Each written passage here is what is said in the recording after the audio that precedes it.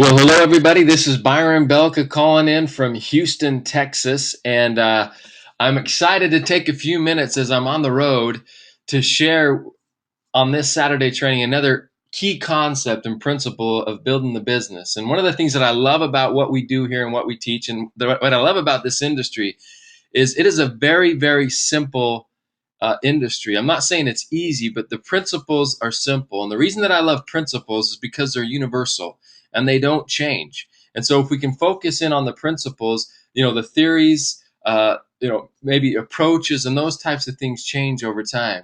But principles are the same and they're universal. And so as we get into this portion of the rain cycle today, I want you to kind of pay attention to some of the key principles of what we're going to be talking about. Now, as we look at the rain cycle, which what we're trying to accomplish through this process is we want it to rain in your business. And what I love about the name of our company and the seeds and everything that we talk about here is really rain is what brings life and growth to the world, and it can bring life and growth to your organization as you follow these processes. And the system is the key. And so today, as we focus on launching your business, I want to start off by kind of telling you when I got started in this business, one of the reasons I believe that I saw success and how I was launched. Now, I had a friend of mine who would always sign me up into these network marketing companies. And, I don't know why I had that bullseye on my head, but he always called me every time he was doing something new. Now, he was successful at it, but I wasn't. And the reason that I wasn't is because I wasn't passionate about it. I had never had a positive experience with it. I never really engaged. I would sign up and that was about it. And it wasn't until I had somebody kind of take me by the arm and take me through a process that I was able to see results. And I remember, the day that I joined, I basically joined for the same reason that I had joined in the past, and that was, well, of course, I'll try the product, but I really joined so that my friend wouldn't bug me anymore. And he said, "You need to do me a favor this time, Byron. I want you to do something, and you need to go out to dinner with this gentleman." And as I went to dinner that night with this gentleman, for the first time, I got excited about networking. And during the course of the dinner, as he explained a lot of different things to me, he said three things. The first thing that he said to me was, "Byron, I've been doing this a long time. And if I team and lock arms with you, I'm going to spend time away from my family, from other things to help you grow and succeed in your business." He said, "You better be worth it. Don't waste my time." The second thing that he said is, "I've heard every excuse in the book. I've been doing this a while. So don't give me any excuses." And then the third thing that he said was, "Are you going to do this or not? Because if you don't know, then who knows?"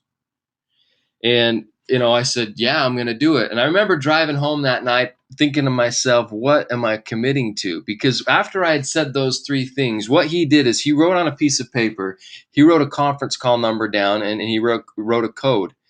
And he passed it to me across the table and said, "Okay, here's what I want you to do. I want you to get 10 people on this phone call, on this phone line, this conference bridge tomorrow at 2 p.m. Now, I had a mortgage company. I was a business owner. I had other things going on. Like I said, it was the refi boom during this time frame when I was in the mortgage industry. I was busy.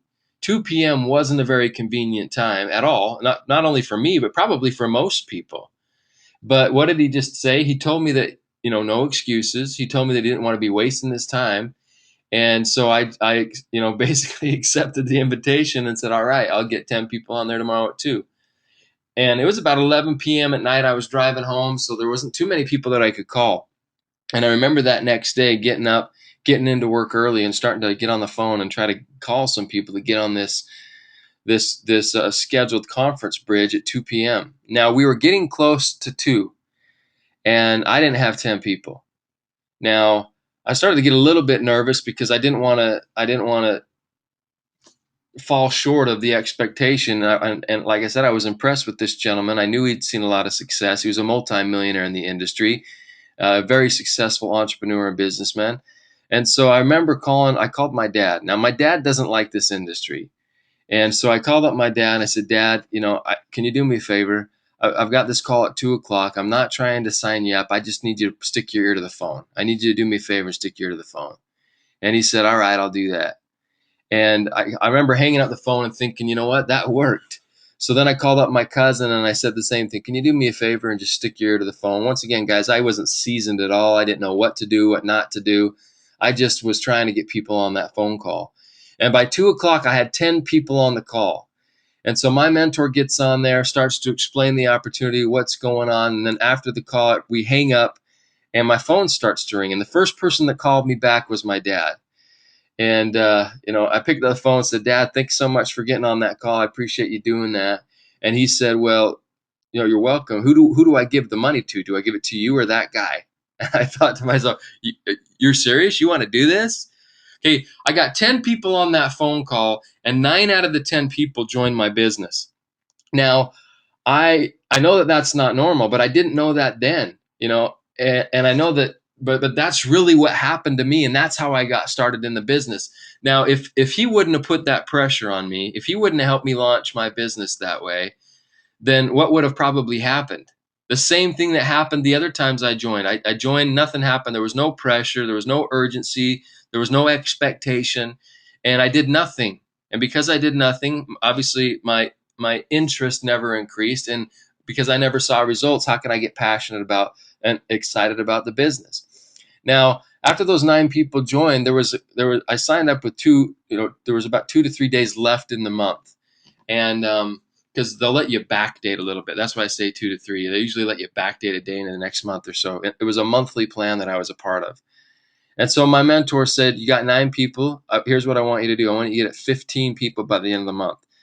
Okay, so I didn't have a lot of time. I was able to go out and get 12 people, and I thought that I was a failure because he told me 15, and I didn't get 15.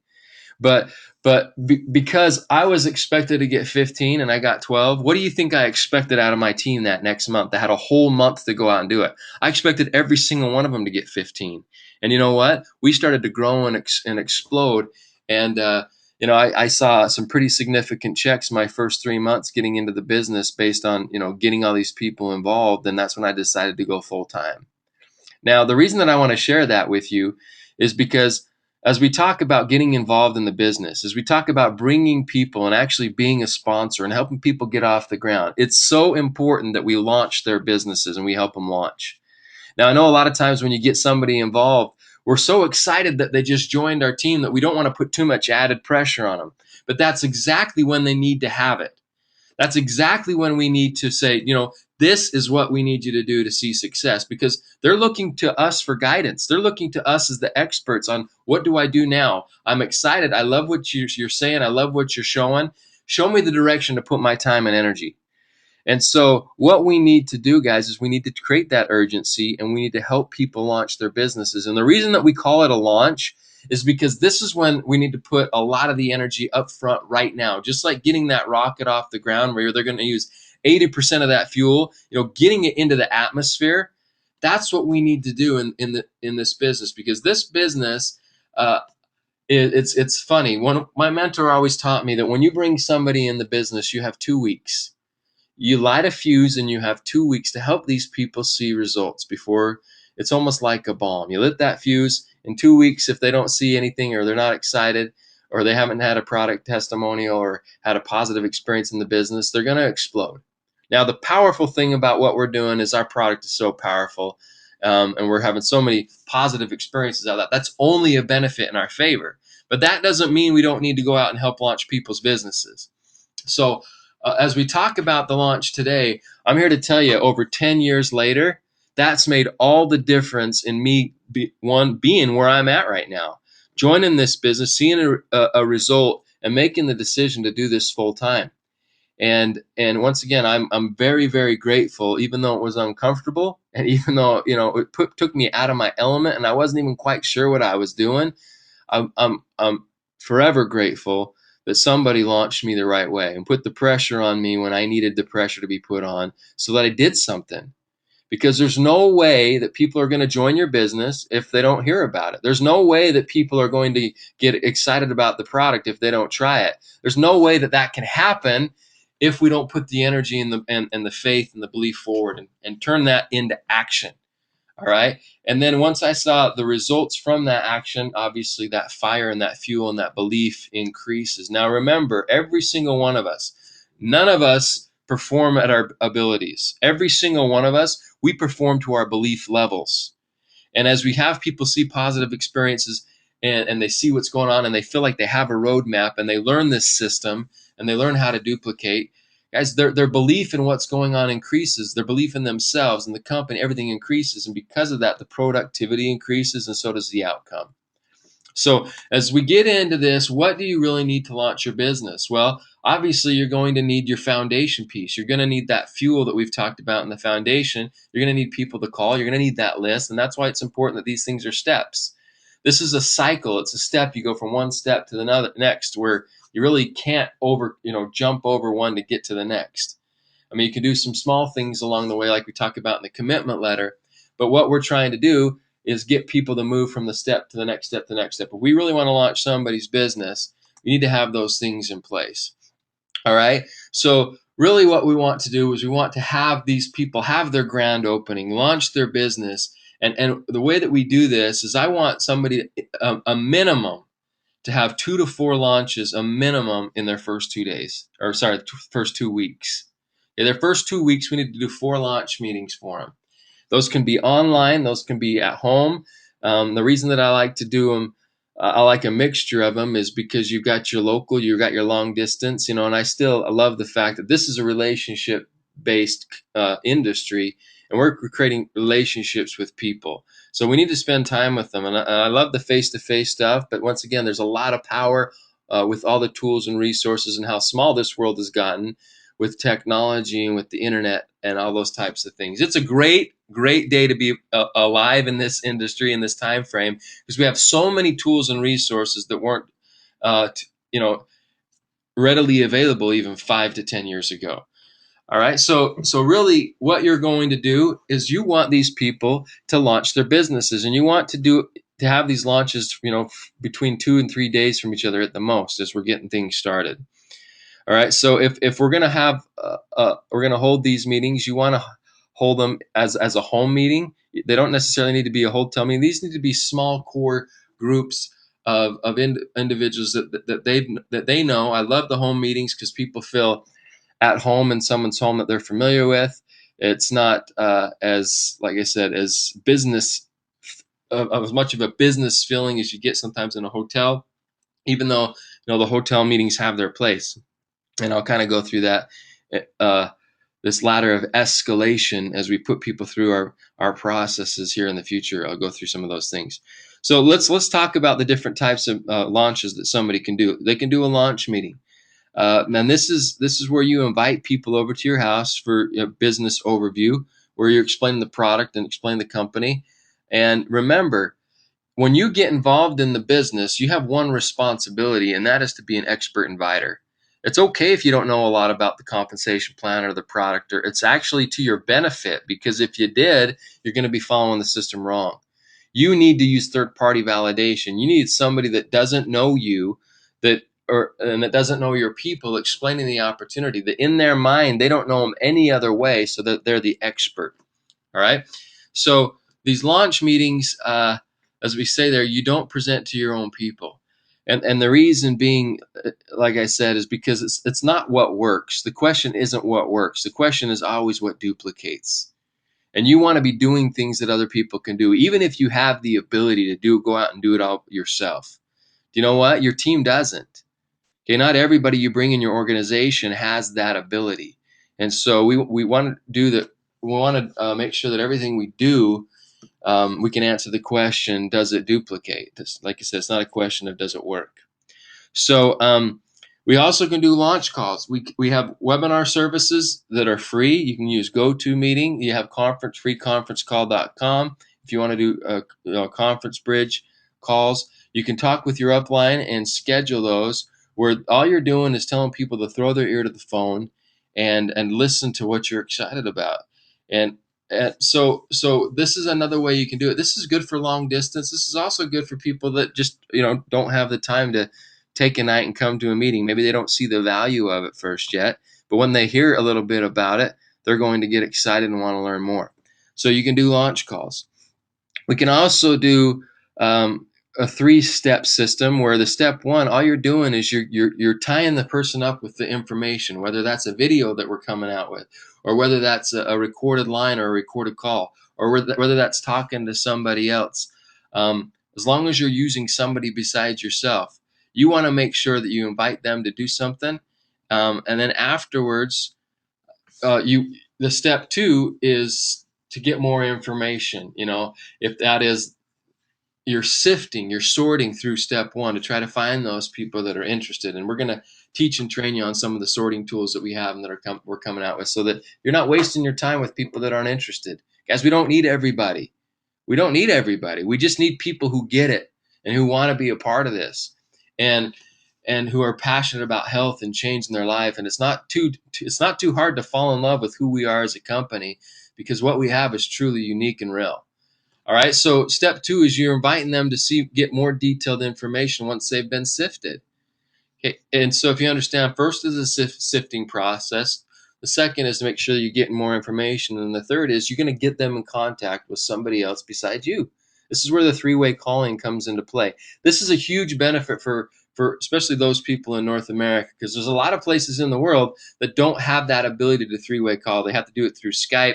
They have to do it through internet, different ways and different means. That way, if they want to bring multiple people in, if it's not face to face, we have this tool and ability in North America to be able to utilize 3-way calling on our phones, and what a powerful tool that is.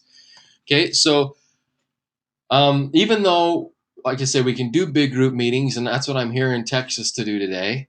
I believe that this business is really built on a smaller basis, on a 2-on-1. It's one of my favorite things to do, 2-on-1 presentations, and those can be done one of 2 ways. They can be called or scheduled, where you can call up and you can say, tell somebody that you want to set up a time to meet with them. Once, as soon as they have 15-20 minutes, that you can get together.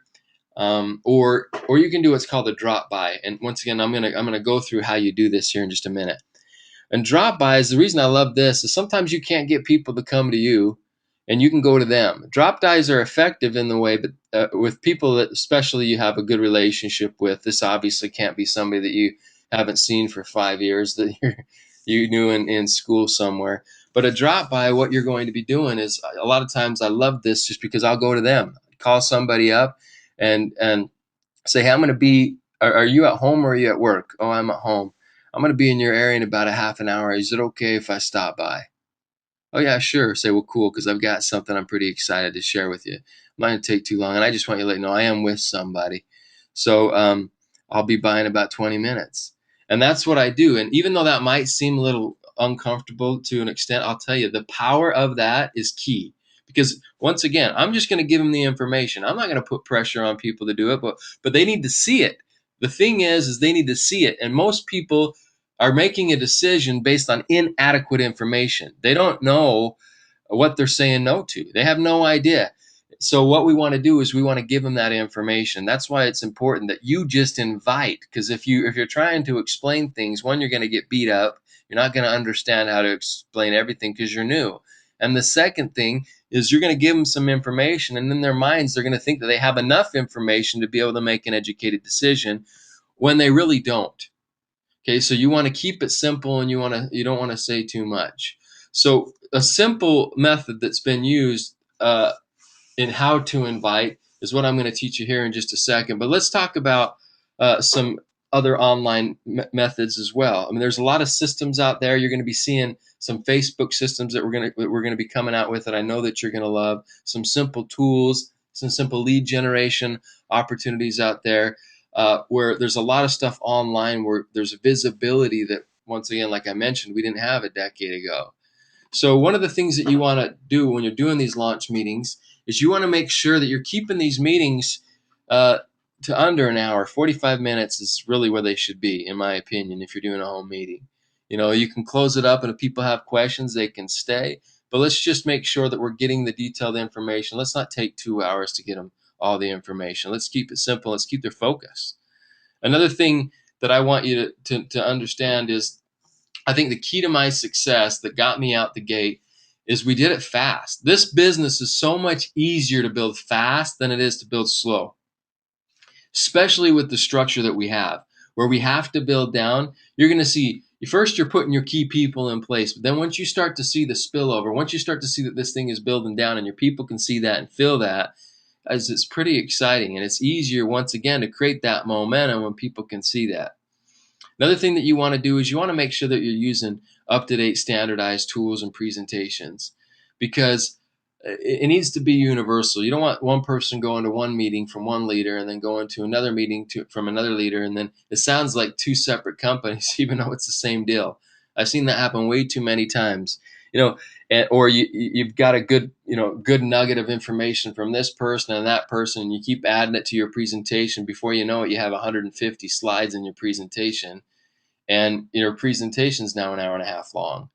Okay, you got to keep it simple. It needs to be your story, which we're going to talk about in the next section, which is the message and how we actually share the story and the opportunity with people as we break this thing down. But you want to make sure that it's duplicable. You want to make sure that the masses can do it. And once again, you also want to make sure that it's a system, okay, and that people can do it. Like my mentor told me, Byron, make your first $1 million my way. Once you've made $1 million, then you can change the system. But until you've made $1 million, do it my way. All right. And so that's what I would recommend telling all of you, that I know we all have a lot of good ideas. And as leaders, we can come together, once or twice a year and figure out what we want to do as a company and as a leadership group.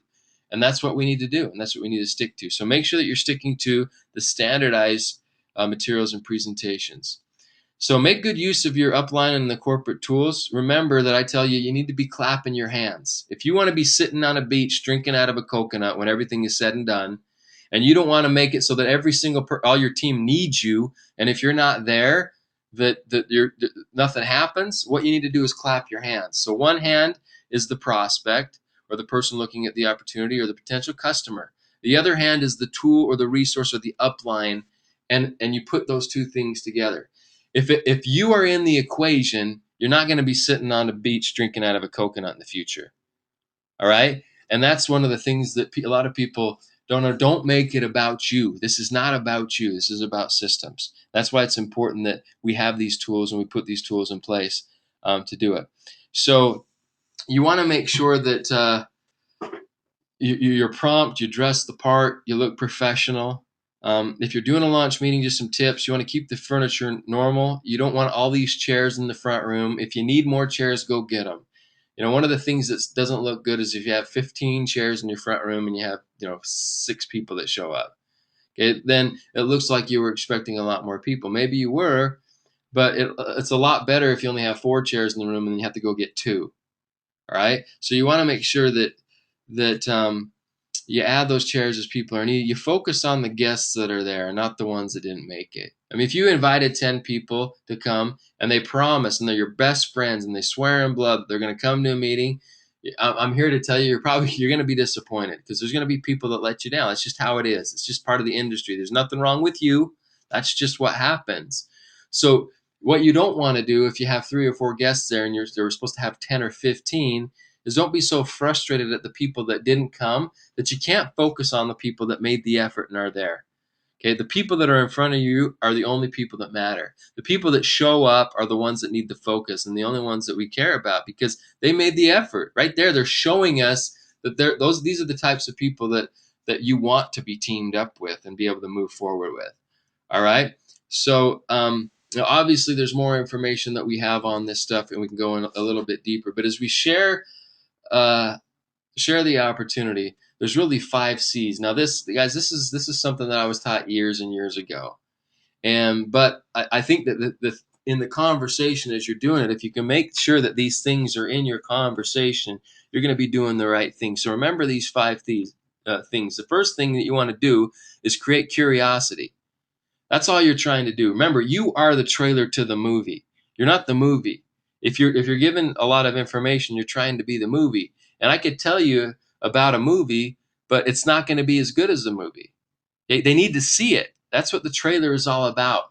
You watch a trailer, hopefully it did a good enough job to get you excited to go see the movie. That's what we need to do. Create that curiosity. So we're going, you know, as you create that curiosity, you want to make sure that you control yourself. And what I mean by controlling yourself is just that. Don't give too much information away. You can let the person know as you're creating the, hey, I'm working with these guys that are doing millions of sales overseas, and they're bringing something to North America right now, and we're getting ready to launch, and it's ground floor opportunity with a company that's already got a track record. Or you can say, we've got a I'm working with these guys that have a breakthrough product. They've got a new concept and nobody's doing it. You can't get what they have in a health food store, and this is a huge opportunity. And there's a lot of different things that you can say to create that curiosity, but you want to control yourself. Okay. You also want to compliment them. You want to tell them why you call them. Hey, one of the reasons I thought of you is because I know how important health is to you. Or one of the reasons I thought of you, the reason I'm calling you is because I know how good you are with people. I've always wanted to do business with you.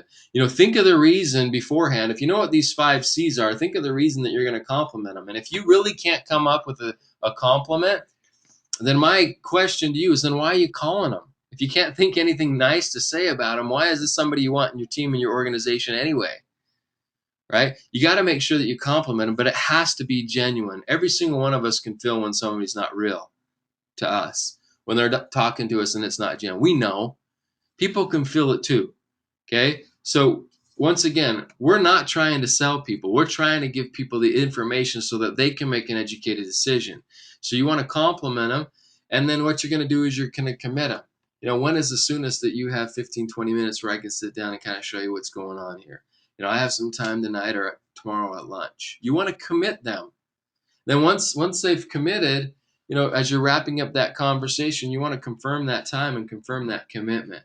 Okay, so right before the conversation ends, reconfirm, all right, so tomorrow at noon o'clock at this time, I'll be there. Look forward to seeing you. I know you're going to be excited about this thing. So whatever you're doing, you want to make sure that you confirm. Now, if I'm doing 3-way calls and I'm helping people and we're setting up an appointment, or I'm showing somebody how to do that and do this and teach them the process of inviting, one of the things that I do, and you might think that this sounds a little bit bold, but when you've been doing this as long as I have, sometimes you get a little bit bold. But if I don't know the person, when I'm doing that, when I'm confirming that commitment, I'm going to say, you know what, Mike, don't take this wrong. But, we don't know each other. Are you the type of person that says if you're going to meet tomorrow at noon that you'll really be there? I'll say that. Why? Because I've had a lot of people tell me they'll be there and they're not. I don't know this person, and I'm going to say that. And if I say that to somebody and they say, no, I'll be there, my chances of them being there really dramatically improve. So if it's somebody, like I said, that I don't know, if I'm on a 3-way call, if I'm helping or doing some training that way, I usually always say that. If you preface it by saying, hey, don't take this wrong, I've never really had anybody be offended by that. So, sharing this opportunity, we also, in the RAIN cycles, you print this out. There's some examples in there on how that works, where you can see how you would create the curiosity and control yourself and all those aspects of it. So in these examples,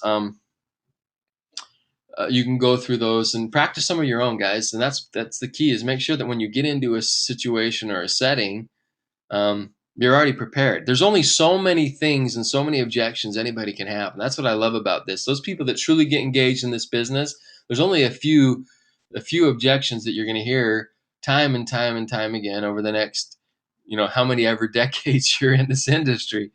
All right. So it's not that difficult. Once you've heard those, you pretty much kind of know what to say, but really listen to them and see what you can't do to make what we're talking about a benefit to them.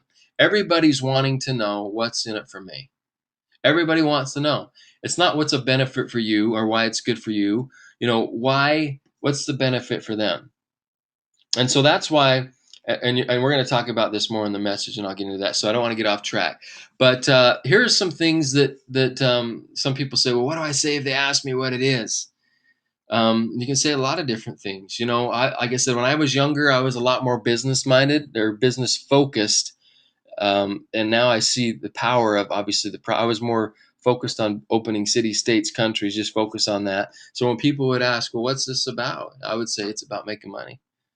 Or you can say it's about making a real difference in people's lives. You can say, well, it's a lot easier for me to show you than tell you. Um, and with my friends, a lot of them know that obviously I'm in this industry, and it's network marketing, and I'm not ashamed of it. If people ask me what it is, I'm going to flat out tell them, absolutely, this is network marketing. I wouldn't be doing it if it wasn't. Okay, but you need to see what we're doing, and you need to see how we're doing it. Okay? I don't know what your experiences have been in the past, but you need to see what's going on right here, because this is what's happened to me. This is what's happened to our company, and this is what's happening to people that get on this product. It's fabulous. So, however you do it, you just want to make sure that you have confidence and that you realize what you're trying to accomplish. That's why it's always good to have your goals in front of you and know what you're doing and why you're doing it. And maybe they're more interested in health and making a difference in people's lives. Maybe they're sick and tired of being sick and tired. You know, with my friends, like I said, usually what I'll say is, I don't care if you do it or not. I really don't. Okay, but you need to see it. You need to see what this is. I just want to make sure that you have the information so you can make an educated decision. Because as we're launching North America, I know what's going to happen 6 months from today. Okay, and I don't want you mad at me that I didn't tell you about this when you hear what takes place. So I want to show it to you now, so that you have all the information, and it's on your shoulders. Okay, but you at least need to see this thing, because I'm here to tell you guys. Um, like I said, I started in a company that was 20 years old, that was $1 billion company, and I still hit the top level of that company when I first got into this business.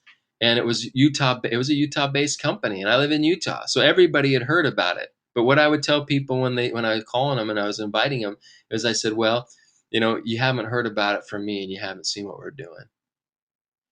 And and really, I can't tell you how many people I ran into that were in the right place at the right time. Oh yeah, yeah. They would say, "Do you know this guy or do you know that guy?" I'd say, "Oh yeah, that's a multimillionaire in our company." They're like, "Yeah, I brought him into the business, but I didn't have the vision and I quit." Or this person brought me into the business. Um, I didn't really take it seriously, and now they're financially set. I can't tell you how many times I've heard that.